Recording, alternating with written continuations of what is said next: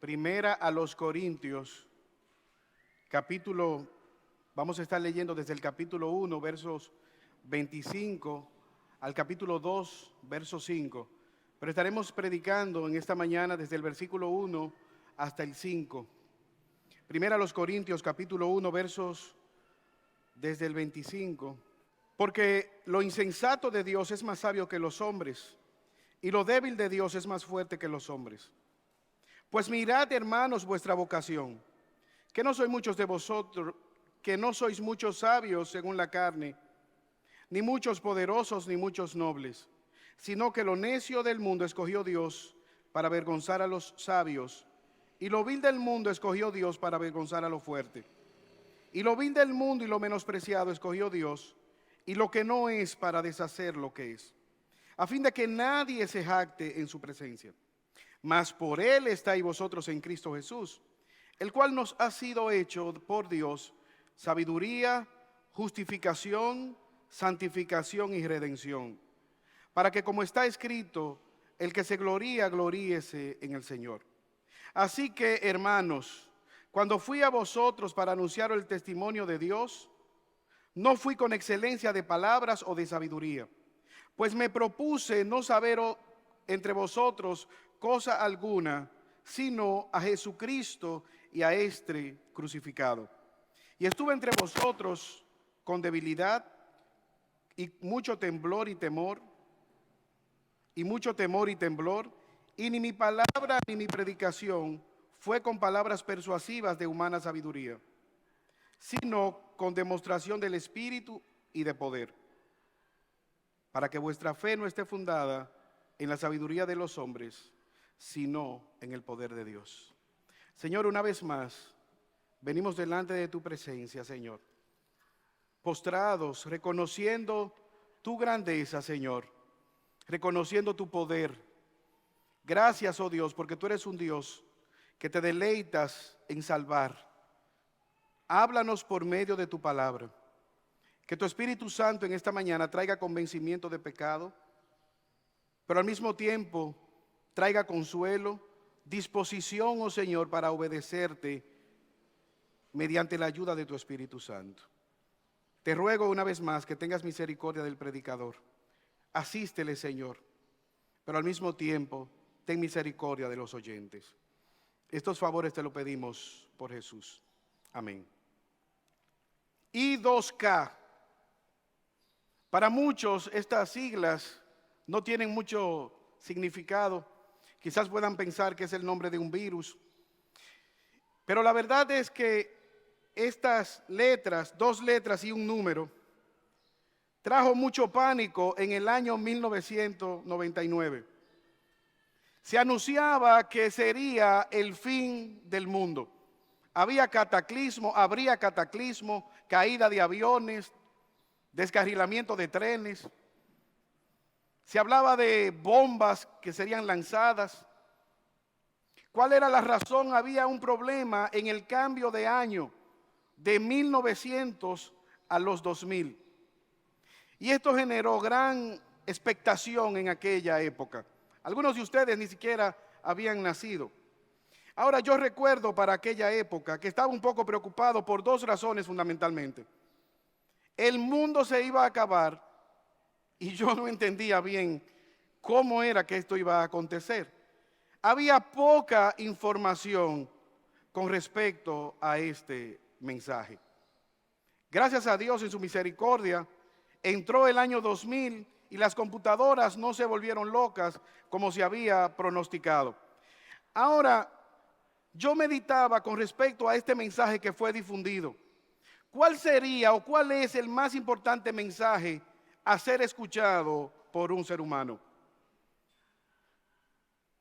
¿Cuál sería el más importante mensaje que tú deberías escuchar en tu vida? ¿Has pensado tú en eso? ¿Cómo sería transmitido este mensaje? ¿Quién sería la persona o las personas comisionadas para transmitir este mensaje? ¿Y qué se esperaría de ti o cómo actuaríamos nosotros al escuchar este mensaje? ¿Sabes qué? Hay respuestas a esas preguntas. Dios ha dicho cuál es el más importante de todos los mensajes que debe ser proclamado. Aquel que no solamente va a tener repercusión por un determinado tiempo en esta tierra, sino que tendrá repercusión de aquí a 3000 años. Por eso en esta mañana este pasaje nos muestra que tú y yo debemos predicar el evangelio, Cristo y este crucificado. ¿Por qué? Porque este es el único mensaje capaz de transformar la vida del pecador. Este es el único mensaje que tendrá repercusión de aquí a 3000 años. Porque la manera como tú respondes a este mensaje determinará no solamente cómo vivas en esta tierra, sino dónde tú vas a pasar la eternidad. Ahora, este texto nos muestra, el apóstol Pablo, cuatro elementos esenciales de cómo nosotros predicar el evangelio. Y lo primero que quisiéramos ver es el método. ¿Cuál es el método para llevar a cabo la proclamación de este mensaje? Lo segundo, el mensaje, el cual debe ser claro. Tercero, la característica de los mensajeros. Y finalmente, ¿qué se espera al escuchar este mensaje? El motivo por el cual se debe proclamar este mensaje. Versículo 1, capítulo 2. Así que, hermanos, cuando fui a vosotros para anunciaros el testimonio de Dios, no fui con excelencia de palabras o de sabiduría. Lo primero que quisiéramos ver es el método. Es un método sencillo. Pablo, ya en los versículos que leímos en el capítulo 1, él les ha hablado de su debilidad. Él les ha dicho: mire entre vosotros su vocación. No son muchos sabios, no son nobles según la carne, no son personas influyentes, no son de la realeza. ¿Por qué? Porque a Dios le plujo salvar lo débil, lo menospreciado, lo que no es.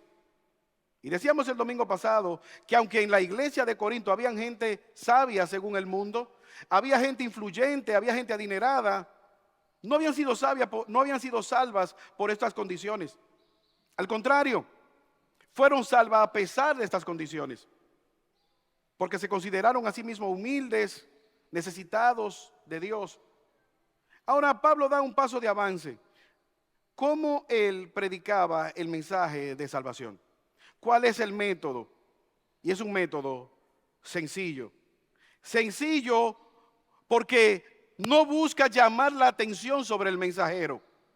El mensajero no es lo importante. Cosa que habían hecho los corintios, ¿ustedes se acuerdan? Que ellos hacían: wow, mira cómo predica Apolos. Yo me identifico con Apolos. Y otro decía: no, pero mira a Pablo. No, pero espérate, es Pedro. ¿Tú por qué no has escuchado a Pedro? Y otros decían: yo no sigo a hombres, yo soy de Cristo. ¿Qué dice Pablo? Yo vine a ustedes a anunciarle el testimonio de Dios, no con excelencias de palabras o de sabiduría. Es un mensaje que debe ser proclamado de manera sencilla. No gira en torno a los oradores, a las cualificaciones, sino que gira en torno al poder del mensaje.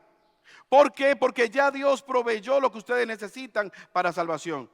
Esa buena noticia del evangelio ha provisto la justificación que necesitamos, ser declarado justo delante de Dios. Ha provisto la manera de cómo ser santo y ha provisto nuestra redención.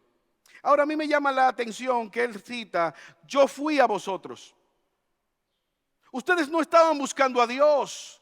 Ustedes estaban muertos en sus delitos y pecados. Ustedes, no había nada bueno en ustedes que Dios viera y fuera motivado a buscarlos. Yo, comisionado por Dios, fui a ustedes. Ustedes no anhelaban escuchar el mensaje de Dios. Dios es el que tomó la iniciativa para salvarles.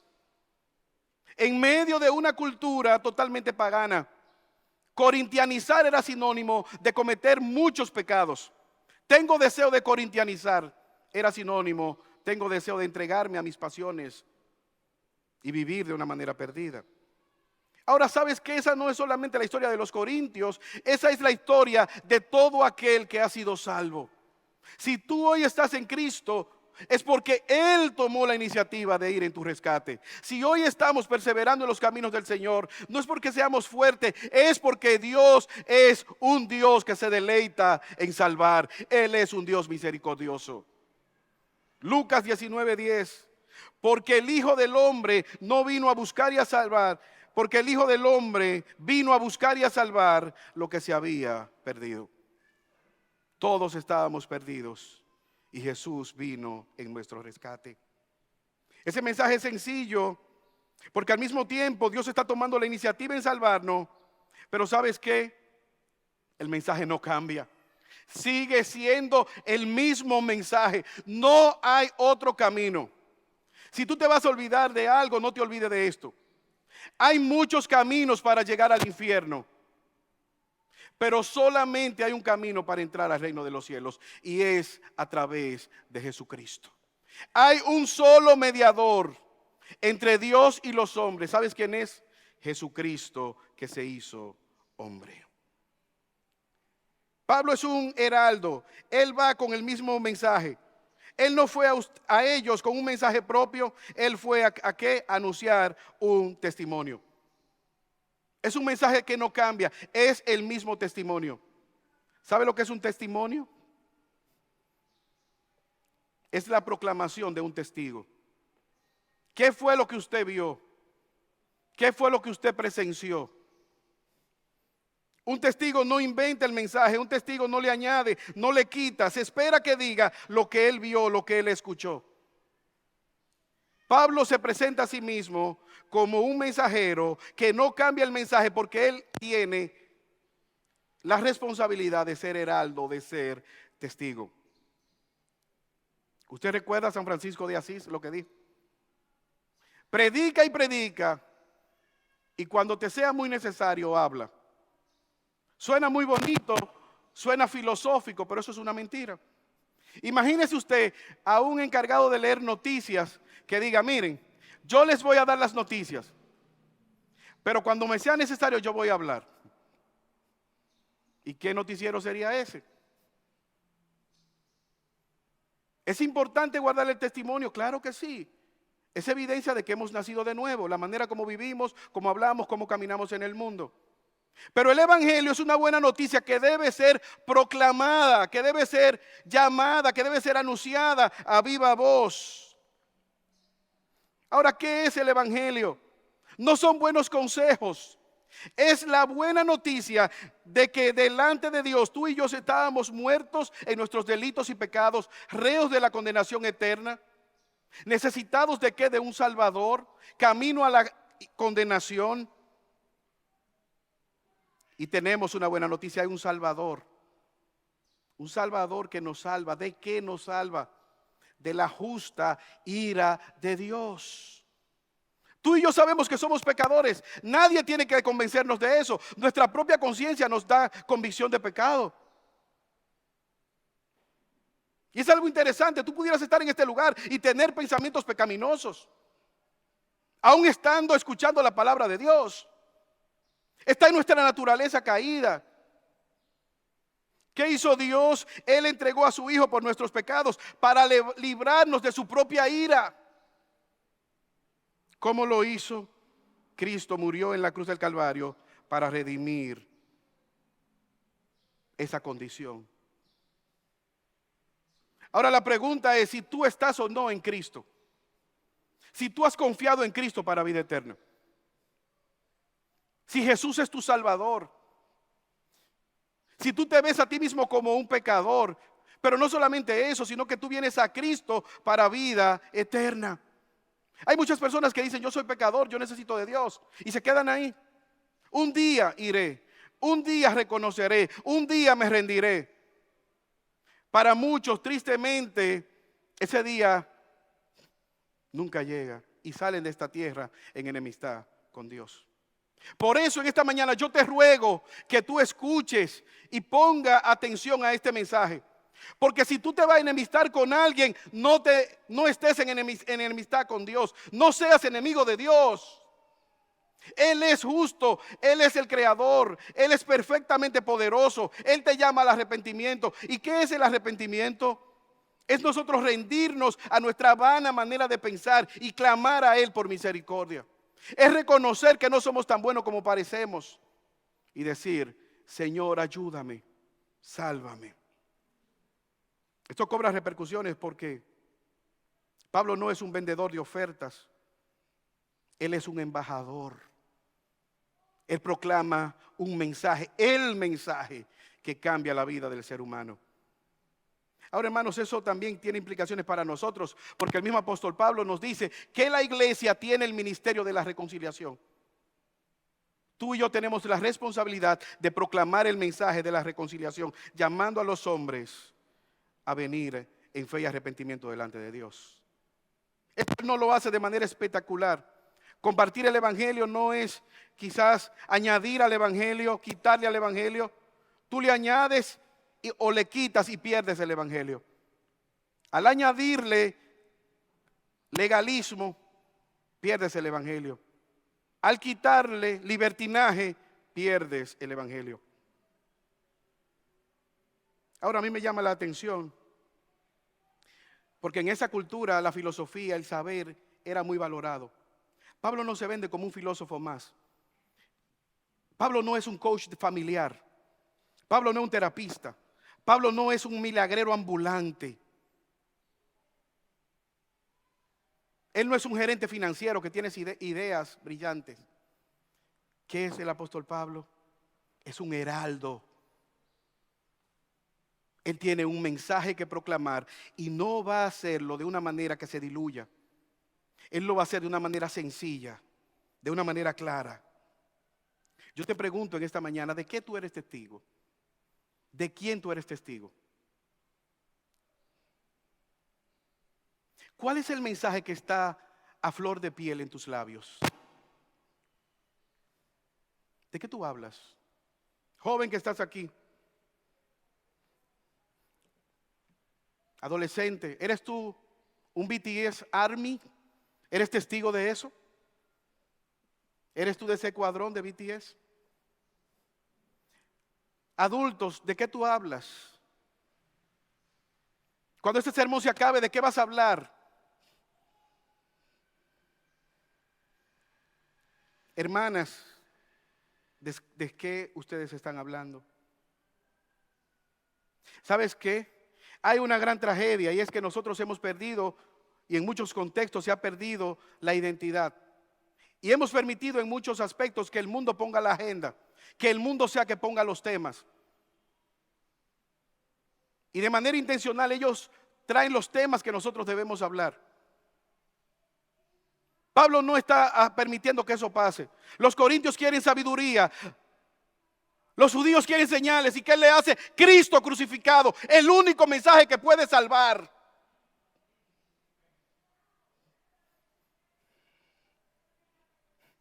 Yo tengo un profesor, tuve un profesor muy jocoso. Él tenía un paciente y parece que él tenía la confianza para hacer eso. Pero el paciente comenzó a darle todas las informaciones y a rebatir los argumentos que él como médico le daba. Y en un momento de la conversación, ¿sabe lo que hizo el profesor? Él se paró y se quitó el título de la pared y se lo dio. Mire, tenga el título. Usted es el doctor. Pablo no se deja disuadir de lo que el mundo quiere escuchar. Él dice lo que el mundo necesita escuchar y él fue comisionado de manera clara para anunciarlo. ¿Te has topado tú con alguien que está lejos de Dios? ¿Tienes tú un familiar que no conoce del Señor? ¿Un amigo en el colegio, en la universidad, en el trabajo? ¿De qué tú hablas con él? ¿Cuáles son los temas de conversación? Esa persona va camino al infierno y tú estás hablando de moda con ella. Tú estás hablando de tecnología, de deporte. Pablo es un heraldo. Tú y yo estamos comisionados a proclamar el evangelio, que es poder de Dios para salvación. Pero al mismo tiempo ese mensaje sencillo, porque como dije anteriormente, no cambia. Es el mismo testimonio. Ellos, los corintios, les decían, sus cartas son duras y fuertes, pero Pablo en persona no impresiona. Segunda a los Corintios, capítulo 10, versículo 10. ¿Qué decían ellos de Pablo? Pablo no es una persona que genere impresión. Algunos dicen, algunas biografías extrabíblicas, que Pablo era pequeño de estatura, era un poco gambado y calvo. Ellos decían, Pablo no nos impresiona físicamente. Él es duro escribiendo, pero la apariencia de Pablo no nos llama la atención. ¿Sabe lo que está diciendo el apóstol Pablo? Lo que Pablo buscaba es que al final del sermón ellos no dijeran, wow, qué gran sermón, sino que ellos pudieran decir, wow, qué gran Salvador, Jesucristo. Eso es lo que tú y yo debemos de hacer, que las personas puedan decir, qué gran Salvador es Jesucristo. Y si nosotros diluimos el mensaje, no lo van a poder entender. El mensaje tiene que ser claro y el mensajero tiene que ser intencional. Sin mucho floreteo, sin mucha decoración, sin mucha sabiduría humana, sin mucha psicología barata. Cristo y crucificado. Marcos 16, 15. Jesús les dijo, id por todo el mundo y prediquen el evangelio a todo el que se le pare delante. El que creyere y diera la evidencia de que creyó. ¿Cuál es evidencia? Ser bautizado, será salvo. Pero el que no cree, ¿qué pasó? Ha sido condenado. Ese es el mensaje. Predica la buena noticia del evangelio. Algunos creerán. ¿Cómo lo sabrás? Seguirán a Jesús, querrán bautizarse, querrán perseverar en la fe. Y otros rechazarán para su condenación. Pero predica el evangelio de manera clara. El enfoque está en la obra de Jesús, no en la palabrería, no en los métodos. Pero al mismo tiempo el mensaje debe ser claro. Versículo 2. Mira lo que propuso Pablo en su corazón. Pues me propuse no saber entre vosotros cosa alguna, sino Cristo y crucificado. Ahora, hermanos, Pablo no está diciendo que él predicara solamente sermones evangelísticos. Eso no es lo que él está diciendo. Hechos 20, 27, él ha dicho que él no ha rehuido de anunciar todo el consejo de Dios. Hechos 18, él les dice, yo le he enseñado toda la verdad de Dios. Lo que Pablo está diciendo es que ese mensaje de Cristo crucificado, menospreciados por los griegos y piedra de tropiezo para los judíos, es el mensaje más poderoso que existe. Conocer a Cristo y su obra en la cruz del Calvario es lo más importante. Es lo que determina la vida eterna de las personas. Esa es la predicación de la cruz. Todo esfuerzo está enfocado en Cristo y crucificado. ¿Qué es un cristiano? Es uno que ha puesto su confianza en Cristo y en las promesas y lo que Él logró en la cruz del Calvario. ¿Qué necesita una persona que está en adicción? Cristo y crucificado. ¿Qué necesita una persona que está en idolatría? ¿Qué necesita una persona que está en su pecado? Que tú y yo le podamos predicar la buena noticia del evangelio. ¿Qué provee la buena noticia del evangelio? Dios se encarnó. Nació en un pesebre. Pero al mismo tiempo, Él vivió una vida de obediencia que ni tú ni yo vamos a poder vivir. Y en la cruz del Calvario sufrió el vituperio de los pecadores. Tú y yo merecíamos estar en este lugar, en la cruz clavados por nuestro pecado. Pero Él nos sustituyó, nos dio esperanza y al morir derrotó la muerte. Para garantizar que si tú y yo morimos en Él, Él nos da esperanza de vida eterna. Y que Él ha prometido que Él va a volver por su iglesia. Sea en la muerte o sea en su segunda venida, estaremos con Él. Él nos va a resucitar. Y ese es el mensaje que tú y yo debemos predicar. Yo recuerdo un profesor en el seminario que él decía que una vez él estaba predicando en un lugar, no recuerdo si era Australia. El asunto es que él conocía más o menos el idioma. Entonces el traductor, cuando él hablaba en inglés, él le traducía. Pero él se dio cuenta que el traductor le estaba añadiendo a lo que le estaba diciendo. Él decía una cosa y el traductor como que la mejoraba o la cambiaba. Entonces en un momento del sermón él se detuvo y le dijo, escúchame, este es el sermón que yo estoy predicando. Yo te voy a dar la oportunidad para que tú prediques tu sermón, pero tradúceme como yo estoy diciendo. Hermano, ¿sabes qué? Eso pasa muchas veces con creyentes. Quizás tratamos de potabilizar el mensaje del evangelio, cambiarlo, hacerlo más atractivo, modificarlo, añadirle. Es ofensivo decirle a una gente que es pecadora, que no tiene esperanza sin Jesús, que no es tan bueno como parece. Pero Pablo dice, el mensaje tiene que ser claro. De hecho, él advirtió a su hijo en la fe Timoteo, en 1 Timoteo capítulo 4, de que a veces, hermanos, ¿sabes qué? Ni aún los mismos cristianos van a querer escuchar el mensaje. 1 Timoteo capítulo 4, versículo 1. Pero el Espíritu dice claramente que en los postreros tiempos algunos apostatarán de la fe, escuchando doctrina de demonios, escuchando espíritus engañadores y doctrina de demonios, por la hipocresía de hombres mentirosos que teniendo cauterizada la conciencia enseñarán la mentira. Hermanos, ¿usted ha escuchado en las redes sociales escándalos de falsos maestros, personas impías como Benny Hinn, Guillermo Maldonado, Cash Luna? Investigaciones periodísticas que los denuncian como vulgares ladrones que son. Y esas iglesias están llenas de personas. ¿Por qué? Porque a esas personas les agrada ese mensaje, aunque sea un mensaje de condenación. Les agrada escuchar que ellos son campeones, que Dios les va a dar todo lo que ellos les pidan. Les agrada tener un Dios a su imagen y semejanza, un Aladino, un genio de una lámpara que está ahí nada más para ser frotado, darle órdenes y que Él responda. Y a pesar de todas esas evidencias, ellos siguen escuchándoles. ¿Por qué? Pablo se lo dijo a Timoteo.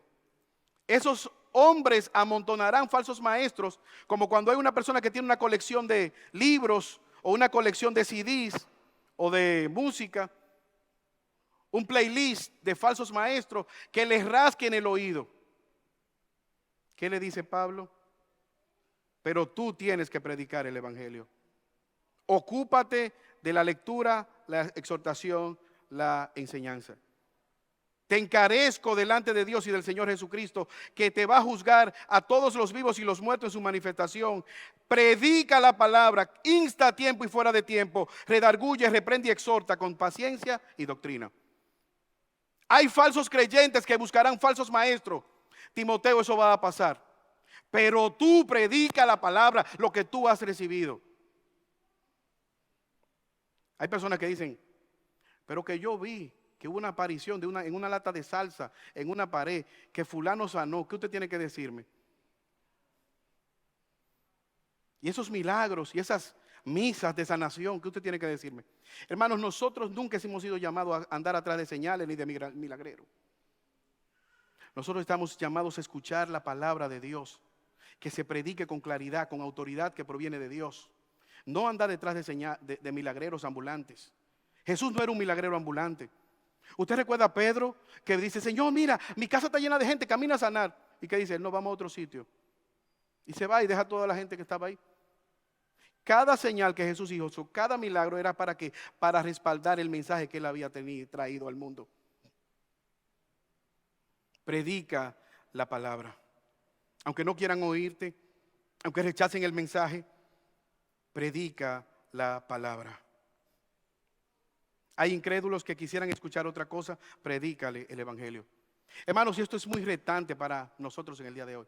Quizás aquí hay un amigo, un vecino, un invitado, y viene a la iglesia y nosotros le decimos, mira, esta es una iglesia que te la recomendamos, aquí tenemos cuidado de niños, escuela dominical, culto para los jóvenes, campamento de home, actividad de damas, culto de oración, hay consejería, hay retiros.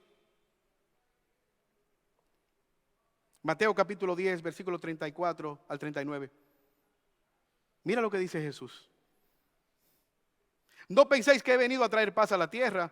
No he venido a traer paz sino espada. Porque he venido para poner en disensión al hombre contra su padre, a la hija contra su madre, a la nuera contra la suegra. Verso 36, Mateo 10. Y los enemigos del hombre serán los de su propia casa. El que ama padre, madre más que a mí no es digno de mí. El que ama hijo, hija más que a mí no es digno de mí. Verso 38. El que no tome su cruz y me siga y sigue en pos de mí no es digno de mí. El que haya su vida la va a perder y el que pierda su vida la hallará. Todas esas cosas que podemos ofrecer como iglesias es importante, pero lo más importante, Cristo y este crucificado. No estamos aquí para simplemente ayudar a criarte tus hijos. No estamos aquí para resolver tus problemas matrimoniales simplemente o para darte un buen consejo con respecto a qué trabajo tomar. Estamos aquí para anunciarte el camino a la vida eterna, Cristo y este crucificado. La cruz de Cristo cambia nuestra vida, nos da dirección, nos da enfoque, nos hace permanecer en medio de la prueba. El mensaje de la cruz. Cristo y este crucificado. El mensaje debe ser claro. No debemos diluirnos del mensaje. No debemos olvidar lo que realmente es importante. ¿Cómo predicaba Pablo? ¿Cuál era la característica del mensajero? Esto debemos hacerlo en dependencia de Dios, versículo 3. Y estuve entre vosotros con debilidad, mucho temor y temblor. Y ni mi palabra ni mi predicación fue con palabras persuasivas de humana sabiduría, sino con la demostración del Espíritu y de poder. Hermanos, ¿cómo debemos nosotros compartir el Evangelio? ¿Cómo debemos ir al mundo que está en tinieblas? El apóstol Pablo dice, yo fui con mucho temor, con temblor, con debilidad. Algunos han dicho que Pablo estaba asustado, era un ser humano. Pero nosotros vemos en la vida de Pablo una persona que no le tenía miedo a la muerte. Varias veces fue lapidado, fue apedreado, dejado por muerto, bajado en canasta porque lo querían matar. Su cuerpo lleno de evidencias, de señales de sufrimiento. ¿Cómo tú puedes intimidar a una persona que no le tiene miedo a la muerte? ¿Cómo tú puedes infligir miedo en alguien que está dispuesto a hacer cualquier cosa por llevar el mensaje? Pablo viene con debilidad. Él sabe que si los corintios son seducidos por la filosofía humana, lo que le espera es una horrenda expectación de juicio. Hermanos, así tú y yo deberíamos predicar el Evangelio en dependencia del Espíritu Santo. De manera que vayamos rogando delante del Señor, Señor, mira, ayúdame a predicar a mi familia. Salva a mis seres queridos. Esta semana alguien me decía que un familiar camino al trabajo, joven, saludable, le dio un infarto fulminante y murió. Y esa persona tuvo que dejar salir del trabajo, armar un viaje a ir al funeral de ese familiar cercano. Súbitamente murió. Pablo viene delante de ellos en debilidad, en temor, temblor. En la debilidad que produce la convicción de saber la seriedad del mensaje. No es jugando de que mira, si tú te mueres, una eternidad en el infierno. ¿Qué tú entiendes por la palabra eternidad? ¿Usted recuerda aquel rico y sensato que está en el infierno y dice, Abraham, dile a Lázaro que moje la punta de un dedo y que la ponga en mi lengua? ¿Cuánta agua cabe en la punta de un dedo? Y eso para él sería un refrigerio. Temor, temblor. Pablo era una persona sumamente valiente. Él aconseja ser valiente a otros. Pero lo que vemos aquí es una persona, es un corazón pastoral cargado por las decisiones que ellos pudieran tomar.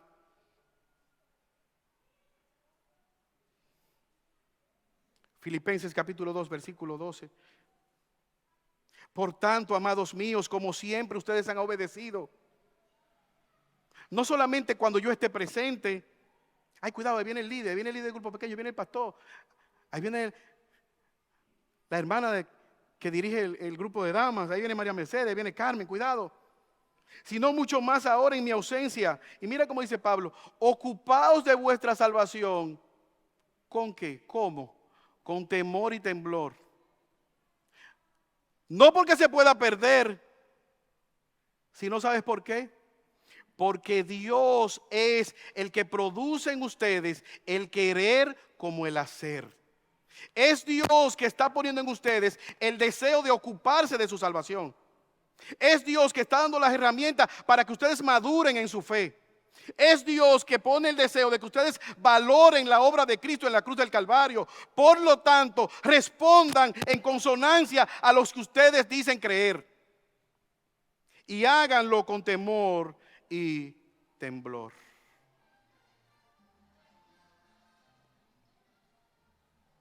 Pero al mismo tiempo, Pablo depende de Dios en medio de los sufrimientos. Él confía en Dios en medio de los sufrimientos. Él había llegado a Corinto después de haber sido maltratado, encarcelado en Filipos, después de salir corriendo, Tesalónica, Berea. En medio de los sufrimientos, él está en dependencia de Dios. En la segunda carta que él le escribe a esta misma iglesia, segunda a los Corintios 4, 7 al 10, él les dice: pero tenemos este tesoro en vasos de barro, para que la excelencia del poder sea de Dios y no de nosotros. Mira cómo dice el versículo 8, segunda a los Corintios 4, que estamos atribulados en todo. Todo lo que hay a nuestro alrededor es tribulación, pero no estamos angustiados. Estamos apurados, pero no estamos desesperados. Somos perseguidos, pero no estamos desesperados. Hemos sido derribados, pero ¿sabes qué? Nos volvemos a levantar porque no somos destruidos. Verso 10, llevamos en el cuerpo siempre por todas partes la muerte de Jesús, pero tenemos la esperanza de que también la vida de Jesús se manifieste en nuestros cuerpos. En medio del sufrimiento, él sigue dependiendo de Dios. Pero al mismo tiempo, él depende de Dios en medio de una cultura hostil. Como dijimos anteriormente, corintianizar era sinónimo de cometer pecado. Hermano, la oscuridad y las tinieblas no es nuevo. Siempre ha existido las tinieblas. Corintio era el arquetipo de paganismo, de diablura, de oscuridad. Y en medio de esa cultura, ¿qué ocurre?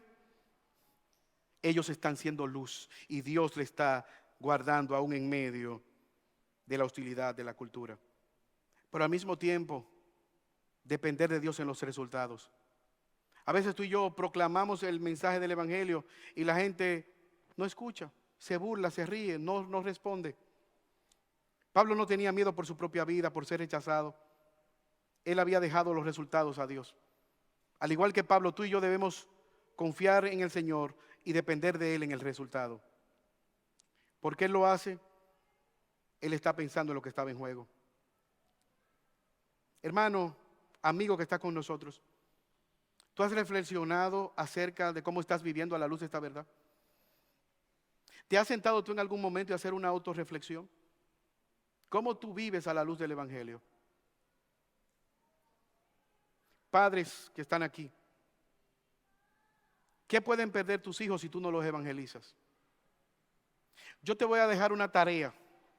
En el día de mañana, cuando tú estés haciendo la tarea con tus hijos, pregúntate si tú le has enseñado el evangelio. ¿Tú lo has evangelizado a tus hijos? Que tú no hiciste la tarea a esta hora. Mire, levántese y camine a hacer la tarea. ¿Te has ocupado tú de saber si ellos han leído la Biblia? Si son creyentes. ¿Hay evidencia de nuevo nacimiento en tus hijos? ¿Te preocupas tú por la vida espiritual de tus hijos como te preocupa porque conozcan la sabiduría de esta tierra?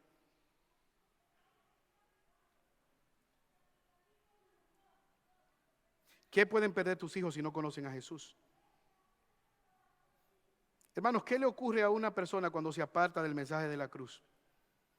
¿Qué le sucede a su vida, a su matrimonio, a su familia?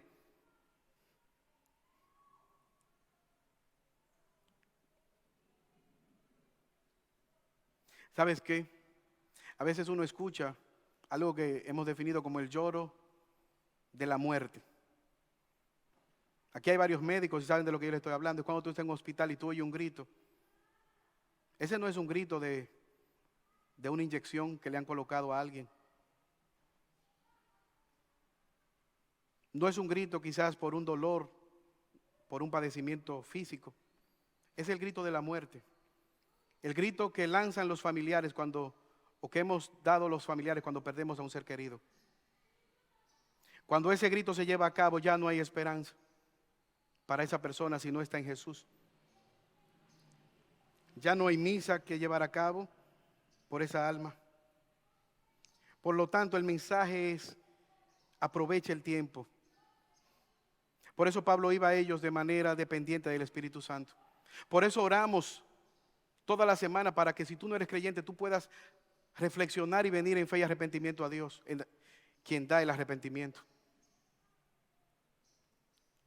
Vasos débiles como Pablo, como todo lo que predicamos, para que la gloria sea de Dios, que es el que salva. Pero ¿sabes qué? Hay un gran peligro. ¿Cuál es el peligro? Tú puedes ser engañado en esta mañana. Menospreciar el mensaje porque es tan sencillo. Menospreciar el mensaje porque son tan débiles los que lo anuncian. Mateo 13, 55 al 57. Mira lo que decían los fariseos. Pero este no es el hijo del carpintero, y no se llama María, su madre, y sus hermanos Jacobo, José, Simón y Judas. ¿No están sus hermanas en la sinagoga con nosotros? ¿De dónde pues tiene todas estas cosas? Se escandalizaban, se avergonzaban de Jesús. Jesús le decía: no hay profeta sin honra, sino en su propia tierra. Juan 1, 45 al 46. Felipe fue donde su amigo Natanael, que no se distraía viendo una paloma, pero él le dijo: Natanael, encontré al maestro, al Mesías, aquel que escribió Moisés. Así como los profetas hablaron, Jesús, el hijo de José de Nazaret. ¿Y qué le dijo Natanael? De Nazaret. ¿Tú estás seguro? De Nazaret. Pero de ahí puede salir algo bueno. Le dijo Felipe: ven, Natanael, ven y ve. Hechos nos dice que, viendo el denuedo de Pedro y Juan, decían que eran hombres sin letras y se maravillaban. Mira, esos indoctos y esa sabiduría. ¿Sabes que eso sigue pasando delante de ti el día de hoy? Jesús, Dios encarnado, le predicó y rechazaron el mensaje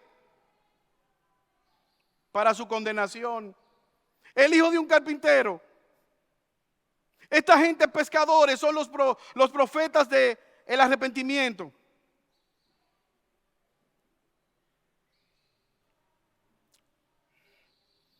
No se trata de cuántas palabras persuasivas tú puedas escuchar. No se trata de las palabras humanas, de las capacidades de los predicadores.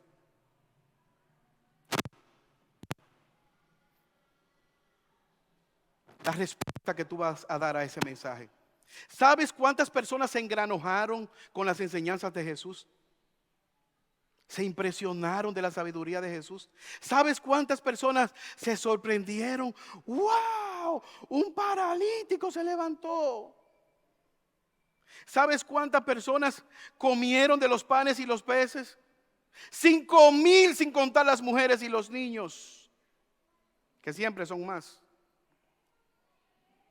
¿Cuántas personas impactaron del poder de Jesús? ¿Cuántos de ellos fueron discípulos de Jesús? De hecho, Jesús le dice: ustedes están aquí porque comieron ayer y vinieron de nuevo a comer por los panes y los peces. ¿Sabes qué? Hay algo más importante que Jesús hacia tu hambre, es que Él te provea. Jesús dijo: yo soy el pan de vida que sacia para vida eterna. Más que la sed física, hay una sed espiritual que Jesús solamente puede saciar. El mundo no puede quitar la sed, solamente Cristo puede saciar. De manera que tú no tengas que ir al mundo a buscar agua. El mensaje en dependencia de Dios. Finalmente, ¿cuál es el motivo? Versículo 5. ¿Por qué predicar de manera sencilla, de manera clara? ¿Por qué hacerlo en dependencia de Dios? ¿Cuál es el objetivo? Este mensaje produce resultados para que vuestra fe no esté fundada en la sabiduría de los hombres, sino en el poder de Dios. ¿Usted recuerda a la mujer samaritana? Ella vino a Jesús, escuchó el mensaje, fue a proclamar el mensaje, llevó a Jesús a Samaria. Ahora a mí me gusta lo que ocurrió. Esa comunidad decían: ya nosotros no creemos por ti. Ahora nosotros tenemos una fe, hemos escuchado a Jesús y ahora creemos por la palabra de Jesús. Pablo le dice: yo he hecho esto para que ustedes tengan un anhelo sincero a la madurez. Algunos de ustedes han llegado siendo motivados por la amistad con alguien. Su fe dependía mucho de una amistad con un creyente. Pero ¿qué ha ocurrido? Han madurado en su fe. Ahora ya no solamente vienen porque esa persona venga. Ya ahora conocen, ahora ustedes han llegado a ser amigos de Jesús. Jesús ha sido su Salvador y han estado fundamentando su fe en la obra de Cristo. Pablo dice: yo no quisiera que ustedes tengan su fe en la sabiduría de los hombres. Si tú te aferras a un argumento humano, simplemente es cuestión de tiempo que escuche algo más interesante. Como pasaba con los atenienses, lo único que ellos hacían era escuchar lo novedoso. Cualquier cosa novedosa que pudiera pasar por sus oídos era bienvenida. El apóstol Pablo les está diciendo: ustedes deben madurar en su fe. Pero al mismo tiempo él está motivado por un sincero anhelo de que ellos conozcan la manifestación de Jesús, para que su fe no esté fundamentada en la sabiduría de los hombres, sino en el poder de Dios. El poder de Dios que es capaz de salvar las vidas, el poder de Dios que es capaz de sostenerle. Una convicción, no fundamentada en un razonamiento inteligente, no simplemente en un argumento agudo, una fe fundamentada en el poder de Dios. Testigos del poder de Dios salvando las vidas. Yo te pregunto, ¿tú has sido testigo del viento, del poder del viento? ¿Has visto tú grandes árboles derribados por un viento? Un huracán, un ventarrón que arrase los árboles. ¿Has visto tú el poder del agua? Un tsunami. Lo que pasó en Santo Domingo recientemente, como una gran pared de cemento fue derribada por la presión que ejercía un flujo de agua constante.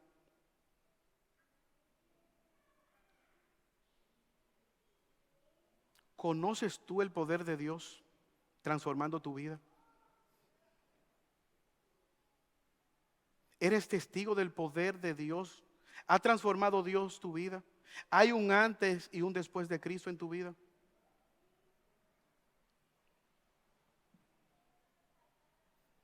Hermanos, a veces nosotros nos dejamos engañar. Más importante de que Dios le empaste una muela a una gente con una carie, que le enderece un pie a un niño, que le quite un dolor de espalda a una gente. Un cuadripléjico levantado por Jesús y que le dice: tu fe te ha salvado. Mujer, tú has sido salva a pesar de tu flujo de sangre. Lo más importante no son las dádivas de Jesús. Él es el tesoro. Jesús es el tesoro, hermano. Conocer a Cristo, el poder de Dios, eso es realmente lo maravilloso. ¿Conoces tú a Cristo? ¿Has transformado Él tu vida? ¿Hay en tu vida un antes y un después de Cristo? El mensaje débil, los mensajeros sencillos, menospreciables. El mensaje claro, pero es un mensaje contundente que salva. Por lo tanto, tú y yo debemos proclamar el Evangelio. Pero para proclamar el Evangelio implica que debemos creer en el Evangelio. Proclamarlo como heraldos de manera clara, dependiente, en dependencia de Dios y de manera sincera. Buscando crecer en nuestra madurez, pero también crecer en el conocimiento de Cristo. Como dijo alguien, somos pequeños lapiceros en las manos de Dios. Un lapicero no se lleva la gloria. El que se lleva la gloria es aquel que escribe el mensaje. No somos cocineros, somos deliveries, servidores que llevamos al mundo que está perdido la palabra que le puede dar vida. Heraldos. Quiera Dios que Dios nos ayude a poder proclamar la verdad del Evangelio. Cristo y este crucificado, el único mensaje que puede cambiar al mundo. Gracias, Padre, por tu palabra. Gracias, Señor, porque ella es viva y eficaz. Ayúdanos, oh Señor, a proclamar tu palabra en medio de un mundo que anda en tinieblas. Te ruego una vez más, si hay alguien aquí que no te conoce, que en este día pueda ser traído a novedad de vida. Por los méritos de Cristo te lo pedimos. Amén. Dios le guarde.